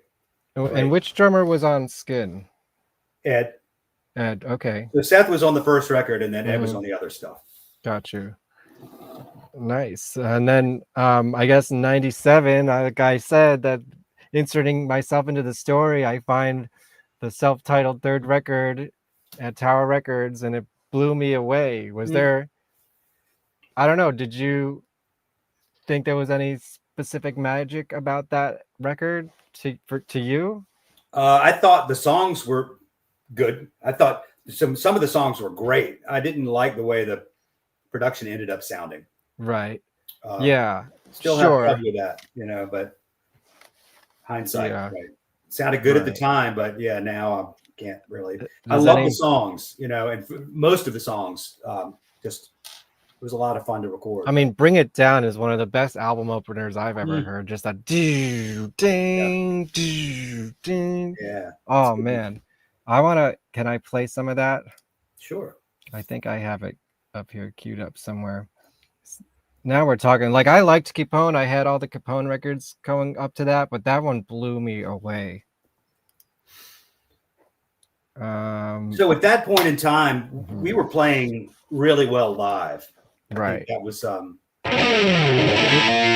me lower it a little bit. yeah. What's the story with this album cover? That was Ed's idea. Just, It's just a sticker. Recounting his teenage years of being a hooligan. Yeah. Are you guys in the truck, or who are those guys? That's Ed driving, and our friend Bo with the baseball bat. I mean, let's just. This YouTube's gonna kill me for playing this stuff, but who cares? Like, the energy of this song is so good. So did you guys usually write things together, or did people bring in a song, or how did the Kepone songwriting work? For the most part, Mike and I always, and Ed, we would jam, right? Sometimes, like, for example, this chord structure is actually from an old Burma Jam song. Oh, wow, really? Repurposed. But for the most part, we would just jam and record all the jams and then distill the good parts into songs. As a matter of fact, on the first record, the song Wrong is almost note for note a jam. So we transposed a jam that ended up being this perfectly arranged thing, and that became the song, and Mike just added lyrics to it. And your voices just worked so well together, I think, too. Thank you. Yeah. I always loved Mike's singing. I'm glad he's back singing. I am too. But his voice is better than it's ever been, too. Yeah, it's incredible. Yeah. I want to talk a little bit about this song because it's one of my favorite songs of all time, and this probably was a jam too, right? This is something I wrote, and it was influenced by Scratch Acid. Okay, I'm not that familiar with them. You should listen to Scratch Acid. Well, now I'm gonna have to. I love this song. Why did it have no lyrics? And do you know what the meaning behind the title, Dead Pop Ideal, is? I don't. Okay. I don't. I really don't. But it was, I always really liked kind of cinematic songs, cinematic music, and this just kind of seemed to work as an instrumental. It's also, it's like a kind of a cross between, the influences are Scratch Acid and Slang Louse, which I'm sure you've heard about. Slang Louse. Slime Louse? Slang Louse. What's that? It's a famous Richmond band that nobody's ever I don't heard know of. them. Yeah. Any GWAR members in it? No. Yeah. No, but anybody who's you've talked to knows about Slang Louse. Okay. It's Did been they have involved recordings? before. Can I check them out? There's probably things online you can find. They never had any releases, but they were probably the very best band out of Richmond ever. Okay. Very, Who was in that? Heavy. So the only person that you may know from that band that ended up doing anything else is Scott Miner, the drummer, ended up playing with Sparkle Horse. Okay, I've heard of that band. Oh, this is just so cool. I love this song. So anyways, related to this, I gotta ask about this song next, although we're going back in time a couple years. This one's called Idiot Ball Drop from Skin. Yeah. And it has the same chords. So it's like an early version of that song? Like, do you remember anything about how those two evolved? I was probably writing the same kind of sounding stuff. I was just farting around the piano. Is this the one with the sound sculpture with Mike Bishop doing the crazy? Yeah. It starts with this. I mean, it sounds like a piano version of the other song, which is why I like it, of course. And then, it goes on to this kind of weird, crazy stuff. This song is scary. What's going on in this song? I don't know. I think we were just trying to do something weird and experimental. It's definitely weird. I mean, it sounds like a horror movie. It's like smashing plates and stuff. Yeah, and all of it's this intro into the next song, right? Right. Which I know, which I don't want to talk about. I just want to talk about this one. Yeah. So you have to ask Mike about this, but I think we did some kind of like thing in the studio where we like had dunked him in water. Like it was this weird thing where we were trying some arty experimental stuff. Yeah, I'm gonna have to get him back sometime and talk more Kepone, because we went like 3 or so hours with Mike, and then we just scratched the surface with Kepone. You should have me and him on there together. Okay, great. Yeah, let's do it. You know, when he's not busy, he's on tour now. Yeah. But yeah, I'd love to do that. Actually, I always envisioned maybe like the quote unquote second season of this show would be pairs of people. Mm-hmm. And see how that goes. You know, they would know about it. I wouldn't surprise anybody. Although maybe I should. That'd be kind of fun. All right, let's show this, and then maybe we could talk about GWAR again. Well, first of all, yeah, actually, there's a couple things I can show here. You did do one music video. Oh yeah. Can you tell me about Knife Thrower? Um, And who's this knife thrower? Do you know him? Yes. Mad Dog. Mad Dog. Mad Dog was a Richmond fixture. I think he's living on the West Coast now, but real cool guy. He, I don't know what his whole deal was. He was just a fixture in the music scene. Okay. He's an older guy. Was he in a band, or? I don't remember him being in a band, but he's a musician. Mm-hmm. And he had a look. This is what he looked like every day, like the bald head and the crazy mustache back in the 90s. And I think he still has the same look. And this was made by some friends of ours who had a film company. They were called Fiat Lux, and they did commercials and all kinds of stuff. Mel Mandel and Catherine Leatherwood. They were part of it? Yeah, they were the film company, and they offered to do this for us. So they, yeah, I got to get Mel on this show. Yeah. I'm sure she's got some stories. She would be better to tell you all about this than I. I was just there. And I remembered appreciating it all, but not liking elements of it. Sure, that's fair. I wasn't as big of a fan of the kind of this kind of music video. I always kind of like more of the band playing the music. Right. Well, tell me, was there a decision process in picking what song to make a video for? Because this is the only one you have. Yeah, and I don't remember that process at all. I think maybe Mike might have had something to do with that. I don't think I don't remember. Did you try to make a video for the first album, or? We did make a video for the first album. Oh, really? Ugly Dance. Yeah, Ugly Dance should be findable. Oh, wow. I don't know if I've ever seen it. Yeah. I don't know if it's out there, dude. Do you have a copy of it? I don't think I do, but it's got to be out there. Ugly Dance. I'll have to look.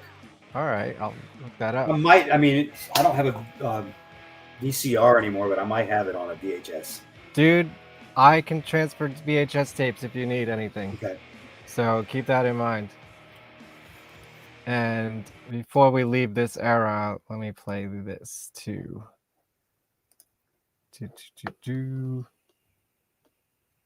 90.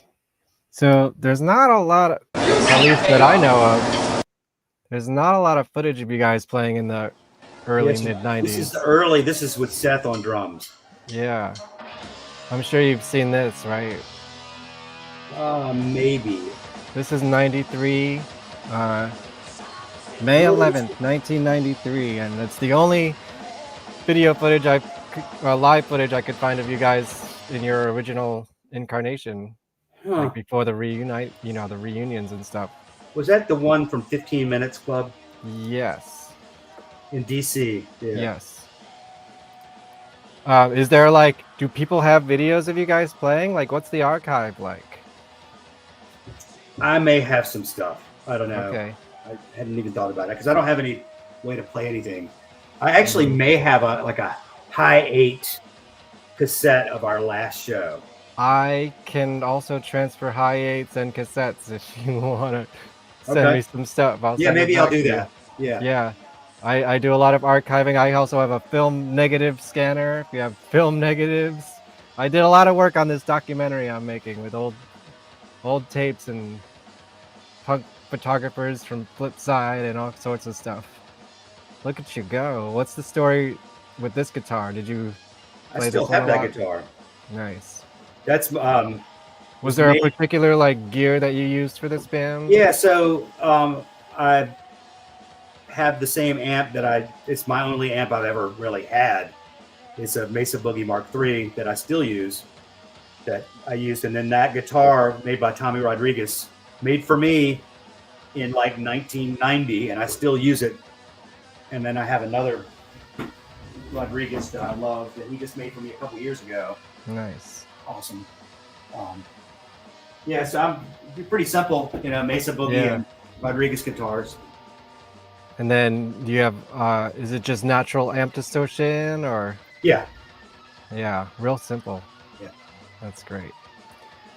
All right, well, maybe we can uncover some more lost Kepone footage, because this is all that's on the internet. Yeah, and I never found any bootlegs back in the day. I know I've got some stuff. I know, and I actually may have. I know I've got audio tapes from CBGBs, at least 2 of them, if not Dude, more. yeah, let's get this going. Yeah. Okay. Cool. Cool. Yeah. So now you know.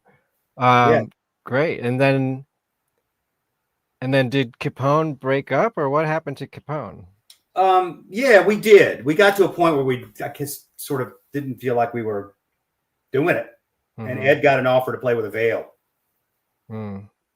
But just before that happened, we had an interesting thing where Jelly Biafra re-entered our lives, and he was just beginning one of the lawsuits that he was in, right? About Dead Kennedys. Sure. And but he was writing more music, and he wanted to record, and he came to Richmond, stayed at my house for a couple of weeks. No way. I helped him write some songs. What? I have a tape of us Kepone with him singing. That's pretty cool stuff. It's wow. What ended up becoming the Guantanamo School of Medicine or Music. Yeah, sure. Did a lot of those songs from that first record that he was working on, and he just stayed at my house, and we sat in the kitchen and worked on songs, and we went to the space. And did he use any of those sons? Yeah. But you guys didn't record them. It was really, I just helped with some arrangement stuff. Like he was a genius, or still is, I guess. Well, now I've got to ask, because I always imagined the Dead Kennedys songwriting process would be kind of like Jello saying, "I want it to go like this." Is that what it was like? That's exactly what it's like. Oh my God, that's always what I imagined when I was like a teenager. That's seriously exactly what it was like. He would go na na na na na na na na na na na na na na na, and then you try to figure out what that was, and he had it all in his head. It was really cool. Were you a Dead Kennedys fan back in the day? Oh yeah, of course. What other punk rock bands did you like? I like Black Flag. Bad Brains was kind of my main thing. That makes sense with the reggae jams in there.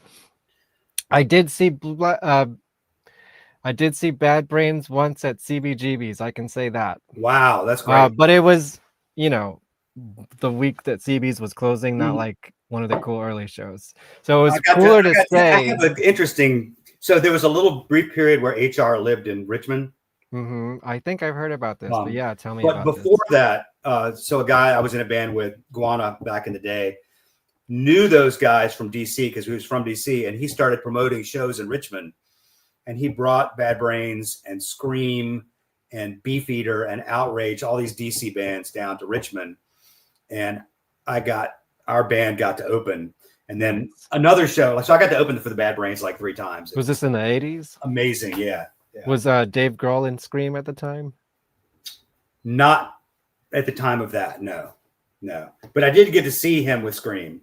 Okay. And actually, I did get to see him with Dane Bramage in Richmond. I never heard of that one. That was one of his first bands. They were a DC band. Interesting. Yeah. Was it any good? They were great. Yeah. I mean, he's a phenomenal drummer, of course. They're a lot of fun. Nice. I was showing some Kepone pictures. That Jello story just threw me off track. I had to.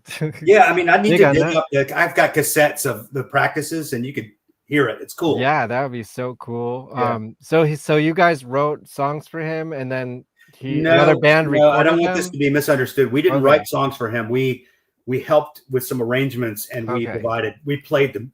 But you did play the songs with him. Yeah. So it Gotcha. basically ended up sounding like Kepone playing Dead Kennedys. Which is amazing. I Oh, yeah. definitely want to hear that. Well, I thought it was really cool, and I was sorry that nothing happened with it, Yeah.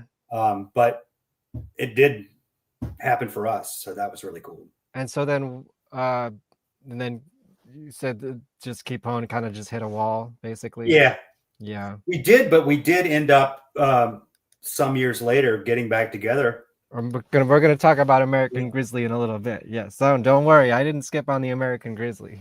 That's what you're talking about, right? No. But no. Well. Oh, you mean Kepone? Yeah, Kepone. Yeah, you guys did. Yeah, you guys came back. We did more shows later. We didn't record anything. Right. But also American Grizzly, right? Yeah. Okay. Well, let's just skip to that now. Like, what was that? Because that was everyone in Kepone plus Mike Wells. Right? Mike Wells. What's the story behind that? So Mike Wells is a good buddy of mine, and he was always one of my favorite guitar players. He was in a band. Was he in a band? Yeah. He was in a band called Grouser.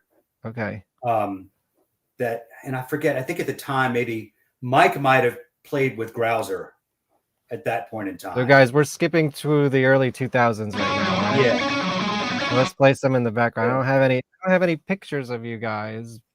Didn't think in the MySpace days to start archiving this stuff, but I do have the demo. So it was a little bit of a different flavor. It was a little bit more rock and roll than Kepone, with two guitars. It was a lot of fun. Yeah. So what happened with this band? I mean, I heard the demo came out. It hit a wall too. I think we recorded some stuff and it just didn't keep going. Right. It was pretty cool. It was. You guys should put this stuff back out there. It's not really available anywhere. Really? Yeah. I mean, I'm lucky I have this from who knows when. And who's singing? Is a different singer? That's Mike Wells. Okay. And that's him playing lead guitar too. He's a really good guitar player. Well, this is pretty punk rock. Anyway, there's a little sample of American Grizzly. Okay, we talked about American Grizzly. That was like 2004. So I guess the next thing that happens is you come back to GWAR. Yeah. So that was in like 1998. Again, I guess following Pete Lee's departure, right? Yes. And this time you actually went on tour with them. Yes, and I'm trying to remember the situation because why was Mike playing bass? Who had been playing bass? Right. Casey wasn't in yet, was he? Yes, Was he? Casey is Beefcake 2, 4, 6, 8, 10, and 12. So Casey had left, and Pete had left, and they needed to do a record and tour. Right. So that was when We Kill Everything happened. Yes. And I know you're on that record a little bit as well. So did you? Lot. Yeah. So tell me about that because that happens before the tour, right? Yeah. So most of the songs were written. Final. Yeah, most of the songs were written. Dirks had a heavy, just wrote some brilliant stuff for that. Mike and I contributed. Yeah, Mary Ann. Oh yeah, which I hear was an old song of his from before GWAR, actually. Yeah, that must be what Dent sounded like. That was a really, really fun experience. That because Mike and I think we were done with Kepone. We're towards the end. Yeah, so Kepone. I mean, the last album came out in '97. Yeah, so Kepone I think might have still been together because we had our last show like '99 or something. Okay, so this must have been towards the end of Kepone. Yeah, because you guys, the tour was like Halloween season '98. Yes. Yeah, and that was leading up to it. It was really great. The rehearsals prior to the recording, a lot of fun working with those guys and. Oh, so did the tour happen before the record? Now I don't remember.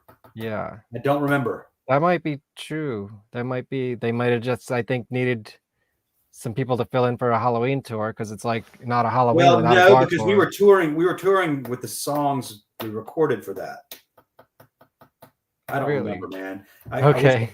But I think. Well, I have some bootlegs. Yeah, I think we recorded and then toured because maybe the record didn't come out until after the tour. maybe. Mhm. I don't know. So Yeah, were you Bob would know that stuff. Right. But it was just a lot of fun, and we had a really good time. And I remembered one of my favorite shows of all time that I've been involved with was playing that Raw gig. I think I might have sent you a picture. Yes. And Which that was just apparently there was some video footage of at some point, and Really? nobody can find it anymore. Yeah, I don't have I mean, it. that was like full throttle, like no costumes or anything. Just Yeah, here we go. just really felt like a real powerful rock band. It was just so good. Dude, yeah, I know We Kill Everything is a controversial album in the GWAR community, but Yeah, I think because it was a lot. Some of the best stuff on there. Yeah, there's some great stuff on there. It was Baby in some Raper ways is it one of was the kind of best like songs. in some ways it was a Death Piggy record, you know. Right. Well, it was kind of like I would imagine. I think Mike Bishop would say otherwise, but like sort of going into the Dave Brockie Experience band, kind of stemming I off think from there was more of that than most GWAR records, but Yes. there was some great GWAR material on there. Yeah, and some of it is actually really old. I mean, there was that one song that was based on a Death Piggy song. There's an old Death Piggy song on there, and then there was a pre-Hello GWAR song on there that used to be the Cardinal Sin theme, and then it became the History of the World, whatever. Yeah. So they pulled some really old stuff for that too. Yeah. And so were you involved in all like the rehearsals for that album and everything, or Yeah, so they had most of the stuff together, but I helped with some arrangements and some parts. But I mean, I just think mostly Dirks. Yeah. Mostly Dirks and Brockie and Mike and I did contribute that. I mean, there is 17 songs on this fucking record. Yeah. It's kind of bloated. It could have probably had a couple songs chopped off, but overall, I mean, it's a great document. Do you remember which songs you were more heavily involved in, or that were highlights for you? Oh God. Let me see if I can look it up. Yeah. And while you're doing that, I'll throw up some bootleg videos that I found. I have no idea who recorded these. Let's see. 98. Do we want to go Cleveland or Cincinnati? Oh God.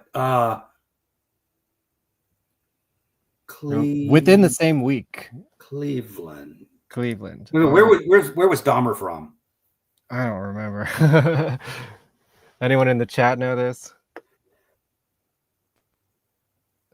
I mean, we'll skip through this. I don't know how the quality is going to be. It's bootlegs, you guys.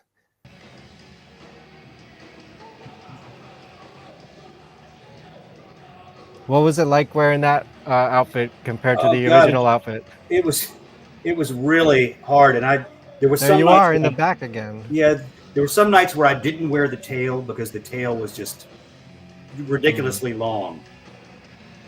God, Yeah. that's so crazy. I need to get these from you. Yeah, sure. I don't even know if these are available out there or anything. I used to trade a lot of videos when I was in the 90s, you know? Uh-huh. And this is a great little shot of you. Yeah.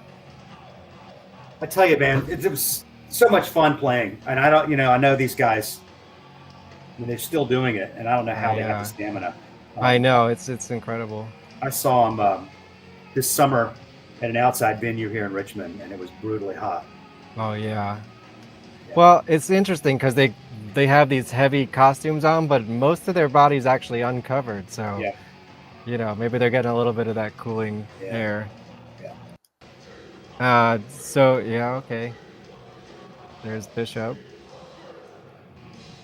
So what are your memories of this tour? Someone said before you guys played with ICP or something like that? Yeah, so half the shows were with ICP.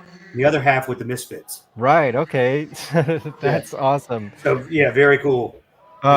You got there's you with the toilet. The toilet is now in the gallery Oh up yeah. until early November. Yes. Oh yes. Oh, I mean, there you are, just like I'm playing guitar next to a talking toilet. Yeah. This is the highlight of your career, I'm sure, right? It was bizarre looking out and seeing all those people, though. I mean, there were some big crowds. Yeah. So yeah, what were your like? Since this is the only time you actually toured with GWAR, right? Yeah. What was like the takeaway for you? It was basically that I was once again very happy that I had a sort of a limited role. You know, it was a Yeah. great thing to do for one tour. I couldn't imagine it sticking with it. You know, I mean, it 'cause must have been like a couple weeks at the most, right? yeah, it was a few weeks. It wasn't super long. It was just enough. You know, playing in a rubber suit is not my bag, but I was Yeah. proud to have done it, and you know, Yeah. man, respect to those guys. Oh, absolutely. And yeah, and go see them on tour right now. They're on Yep. tour. Oh yeah, so I believe we were saying this. I think they're in Las Vegas either tonight or last night at the Right. Brooklyn Bowl. And you said you played a show in a bowling alley once. What was that? It was in Chicago with Kepone. Uh-huh. And I forget. It was a big bill with a bunch of people, and it was just weird. Oh, that's not the only time. In Richmond, here in Richmond, back in the 90s, in the late 90s, we had a duck pen bowling alley that bands would play at. And American Grizzly played at one once at that one. Okay. I'm surprised at how good the quality on this video actually is. Yeah. So I'm just skipping through it. Yes, you have to send this to me. Yeah. And then there's Hunter and his Scrota Moon. Do you remember any competition between Scrota and Odorous, or Nope. were you just like, I'm not involved with the drama? No, that's not my drama. Yeah. Oh, all right. So we gotta watch a little bit of this because it's Mike's highlight on vocals here. Were there any favorite GWAR songs of yours to play? I like Maggots. Yeah. Yeah, that was fun. Oh, Fireside Bowl in Chicago. Fireside Bowl. That was the place. Yeah.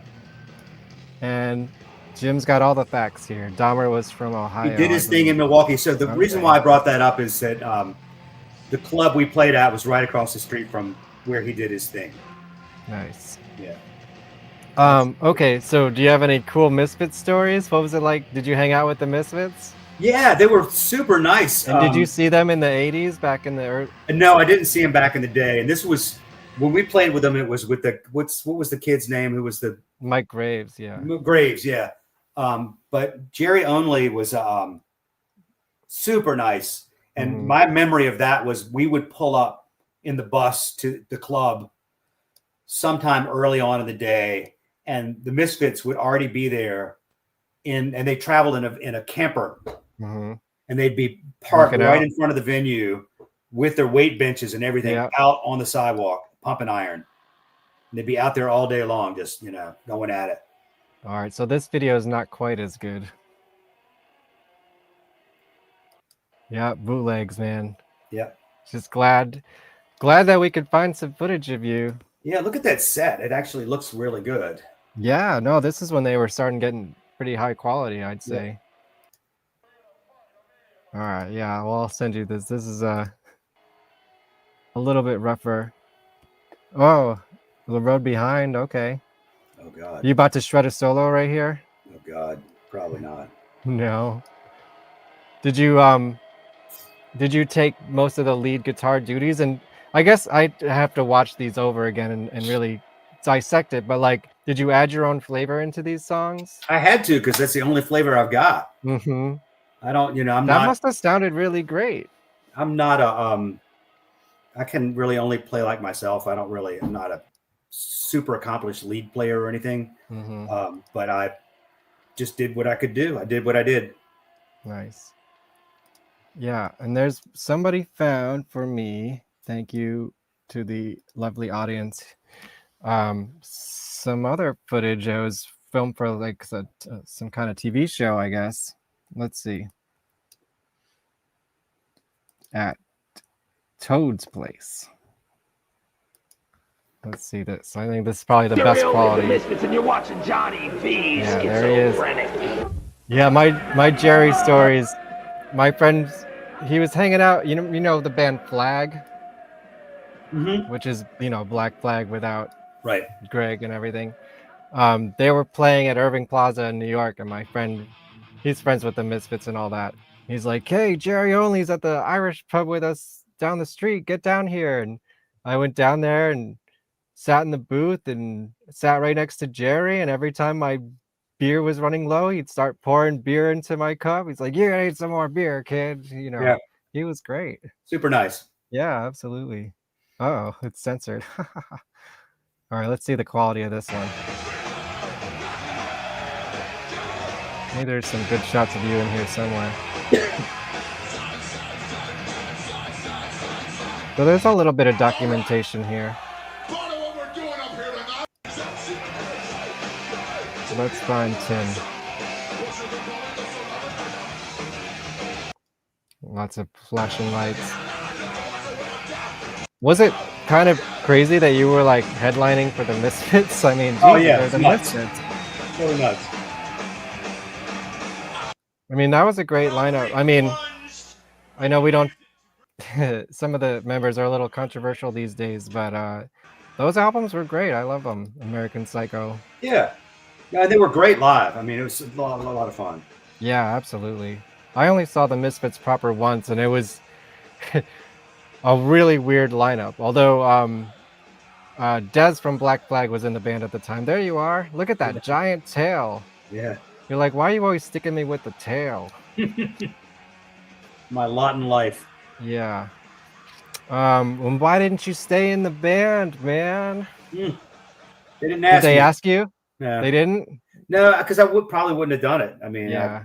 I loved it. And I think I loved doing it like I did it, because it was fun. I don't think I could have had a good time in that thing. Well, they kind of fell apart a little bit after that. And then, that's when they got, Casey came back and they did that heavy metal record. Yeah. And was that the last time you were in GWAR? Did I hit all of it? Yeah, I think so. I think that's it. Yeah. And then I know you guys reunited Kepone to play some barbecues and stuff like that. Yes. And, did you do a little bit of touring with that, or just kind of local shows? We actually got back together because these guys in Spain wanted us to play at a festival. Oh, okay. That was the start of it. So, I must have known that, but that's cool. Yeah. And it worked, huh? Yeah, and then we played a bunch more shows, and then yeah.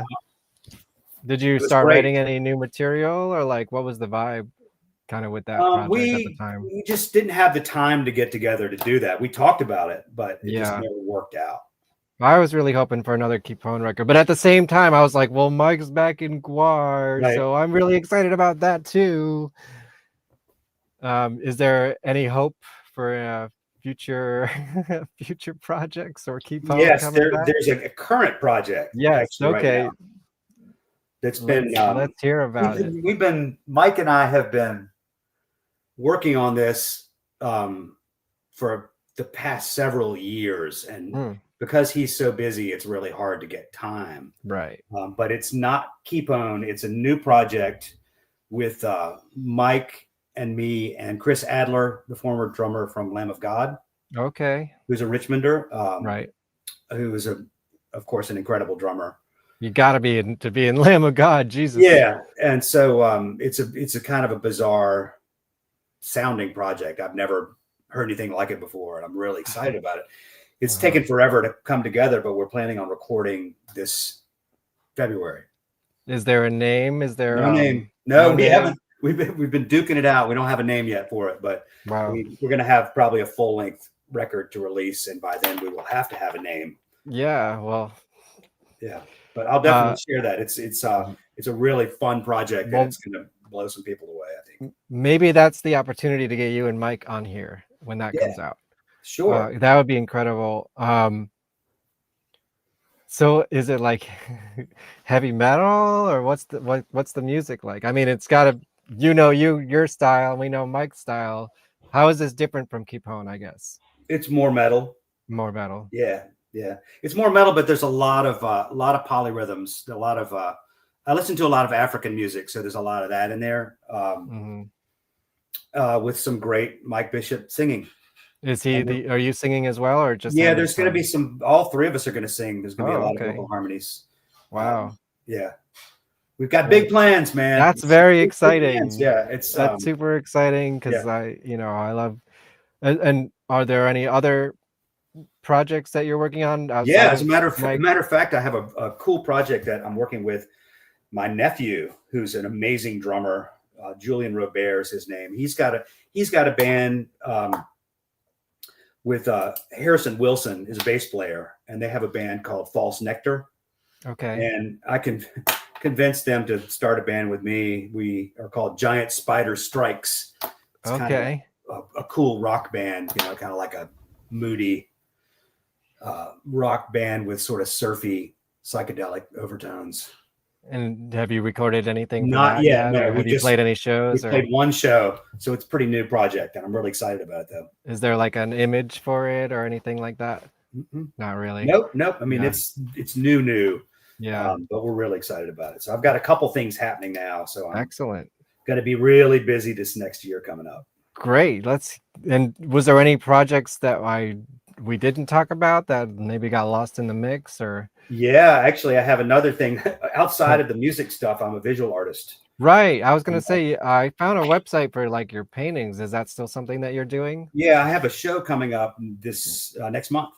Oh, I could have shared a flyer. I wish I knew. Yeah, I don't have anything for it yet. I don't have any images or anything. I'm going to work on it. Tell the people if it's in Richmond, I'm guessing. In Richmond, Virginia, at the Eric Schindler Gallery. It's in Churchill, and Friday, November 14th, 7 to 9 is going to be the opening party, and I'm going to have 12 to 15 paintings, and hope you come. If you're is it all new work, or is there a theme to it? Yeah.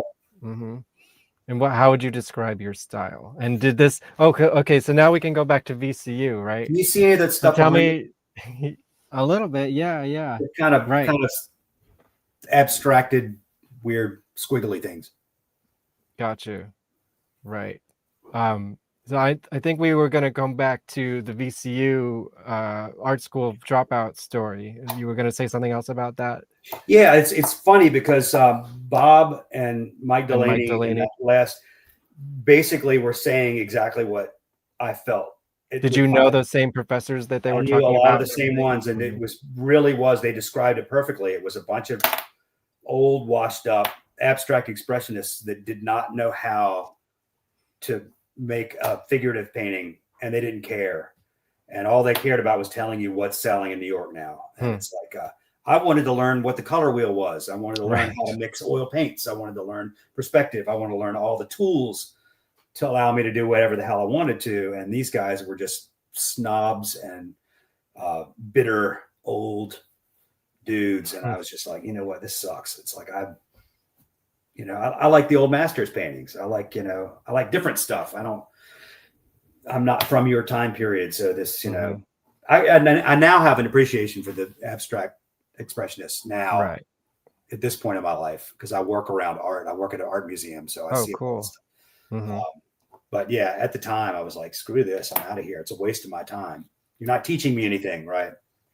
Did you have classes with any of the GWAR guys? I don't think I did. No. Yeah. No. Did you know Bobby back then, or nope? Anyone? No. Oh, okay. So I think we hit about everything, right?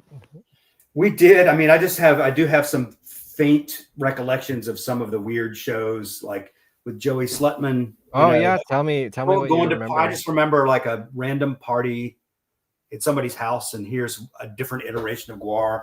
I remember, what was the kid's name who was also the lead singer? Early on, Ben.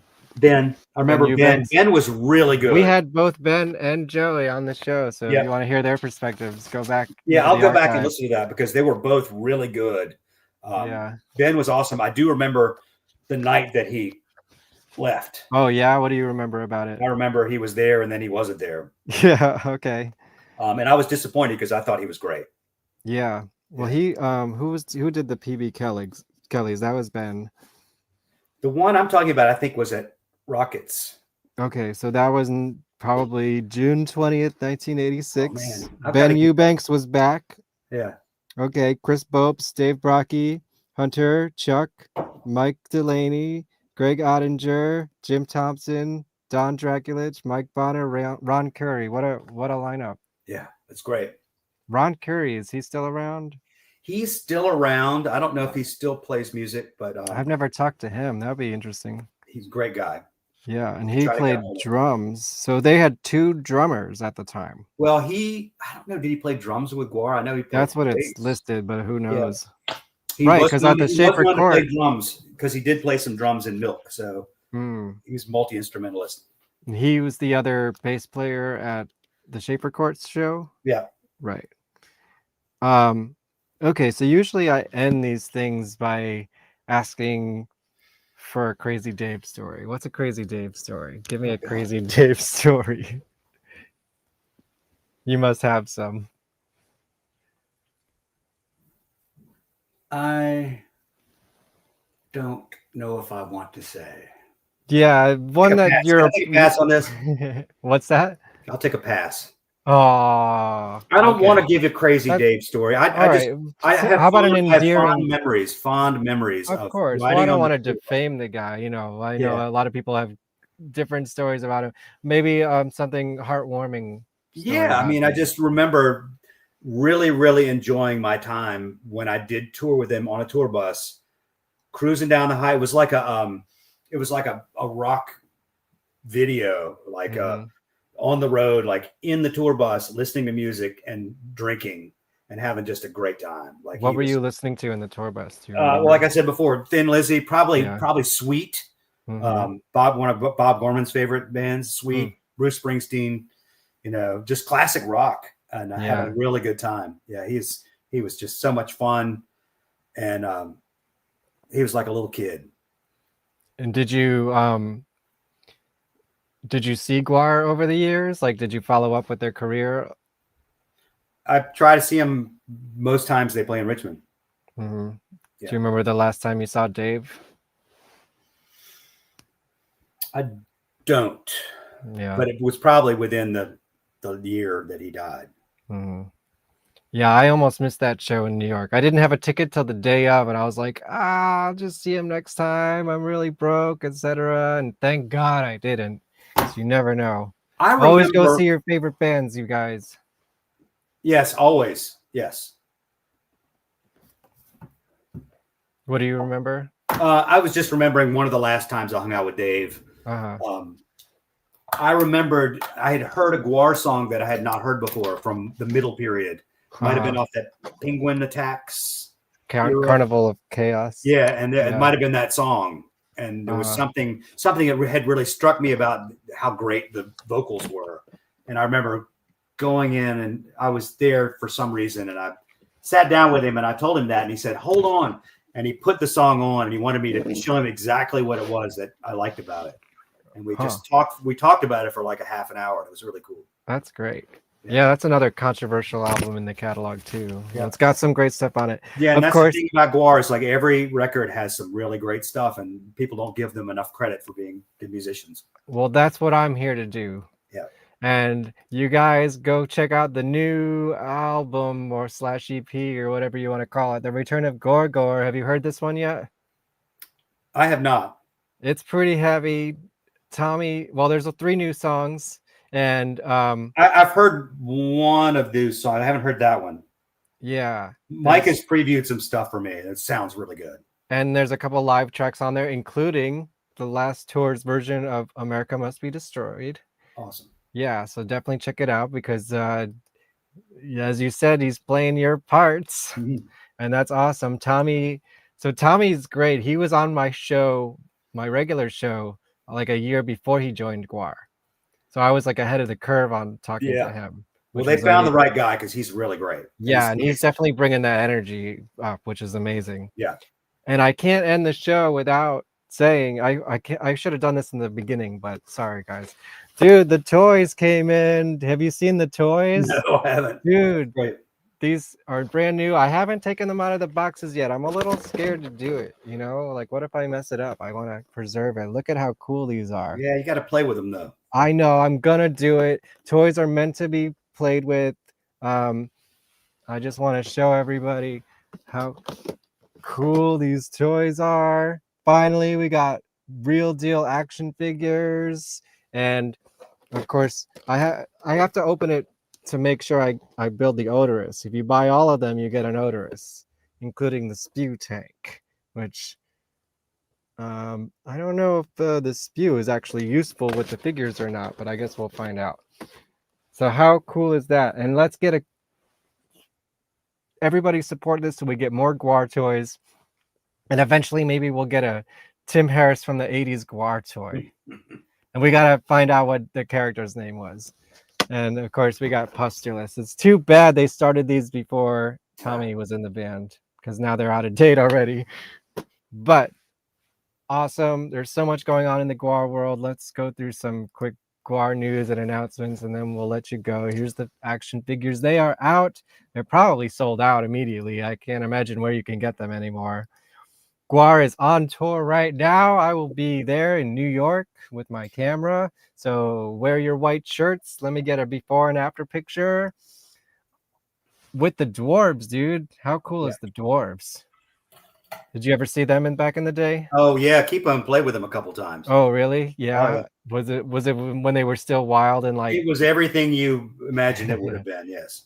I love. We actually keep on toured with Helmet too. Really? Yeah. That's a great pairing. I mean, yeah.